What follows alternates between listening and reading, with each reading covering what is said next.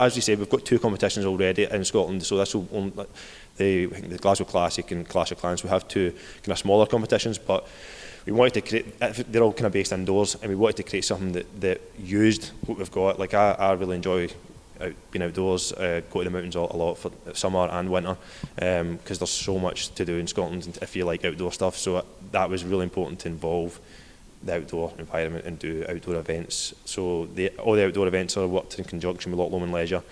So they'll be doing, like, helping with like the safety boats in the water and all that kind of stuff. So we've got all that structure already pre-set up there. So it was just ideal to use Loch Lomond and what we've got. Yeah, so I mean, on that, you've already got a number of equipment suppliers and sponsors, etc., on board. Yeah. Well, how important was it to have the people that you've partnered with? Like Throwdowns.com, let's start with Throwdowns.com. Yeah. Like, that makes an event, a good event, in my mind, a great event. Yeah, so they're getting bigger and bigger now. If you're even Wadapalooza, they're involved with that. So you see the buttons, like, that's a big thing. Brian actually reached out to us when we first set up the competition, and he's just been amazing all the way through the whole process. He's like lots of video conference and talking with him, and just helped us kind of build this. And then we're going to get them over, just to make it make it a bigger thing. Even though we're not a sanctional yet, we wanted to run this first year as if we were a sanctional.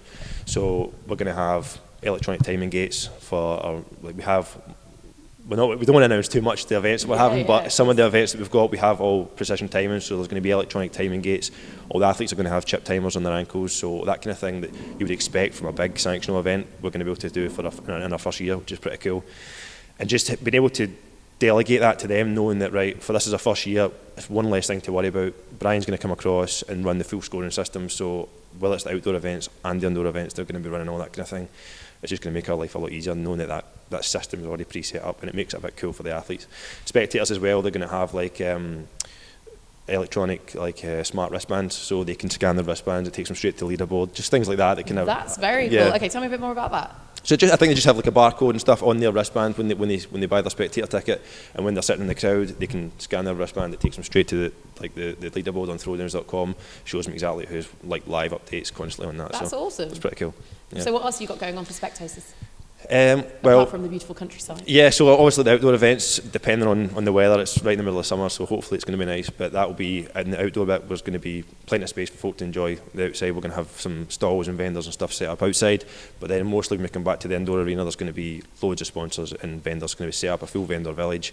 And then I put a little video up recently of the actual the venue and the spectator seating. Yeah, so make sure you check out Water the Loch's Instagram. Yeah, so little sneak peeks. If you go up there, it's like the seating is right up, raised above, so the viewing angle is really good compared to a lot of competitions where maybe you've just got like the tiered seating that pulls out from the side and leisure centres and stuff. This is like right up above, and the viewing angle is really good. Just so rather than people being all crammed along the front row, like shouting on their friends, everyone's going to be in their own seat and actually able to view it like a big professional type of like sporting event. So it's going to be a bit better for spectators, I think.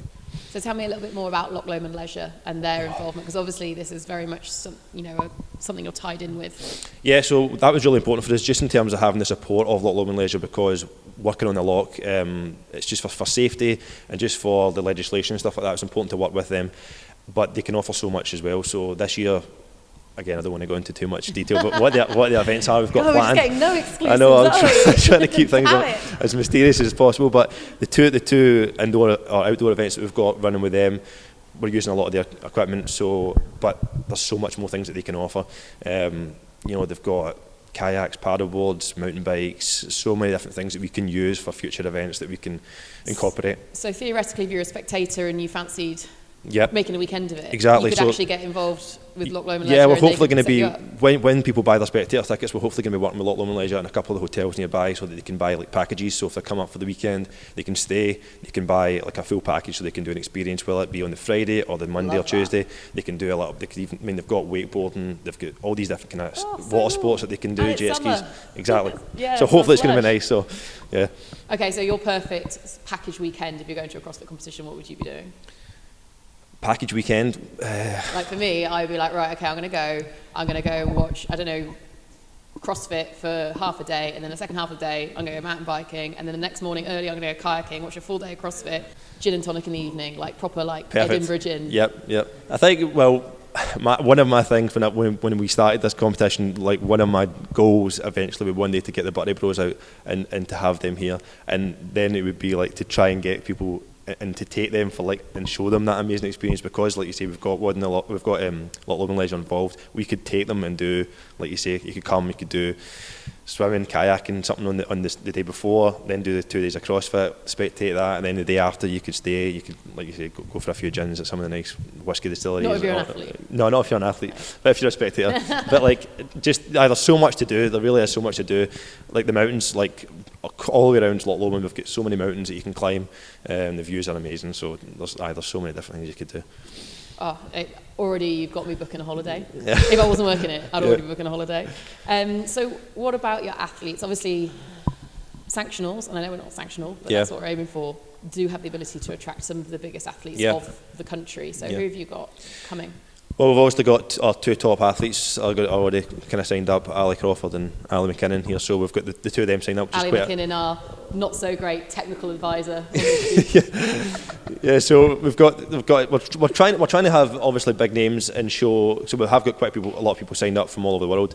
Like within our first week, we've got with athletes sign up from Canada, New Zealand, all over Europe, but how amazing which is great. Is that? To think, like, that's people pretty from amazing. Canada and New Zealand want to come. I think that's because it's won the Loch. That the whole idea, like that was what the event was centred around, being around Loch Lomond. And I think that has drawn so many people to it, because, like you said, they want to make a holiday of it. I think a lot of people nowadays, they're almost sort of like booking their summer holidays around competitions, which is great. I mean, it's something that I'd like to do, like go away and book a competition somewhere, but then centre a full week's holiday around it. So hopefully that's what folk are wanting to do now with Wood and the Loch, and they can come, like you say, spend 2-3 days either side of the competition, hit the competition, and then chill after it. So we've got quite a lot of people signed up from all over, but we also don't want to make it, especially for our first year, too elite. So we have got, obviously with our RX competition, we've got our RX division, so there will be a whole range of athletes in that, but we have got masters, we have got scaled, so it's not just like it's certain people can do it. We have opened it up to everyone, so we even said on our kind of bio on throwdowns.com just that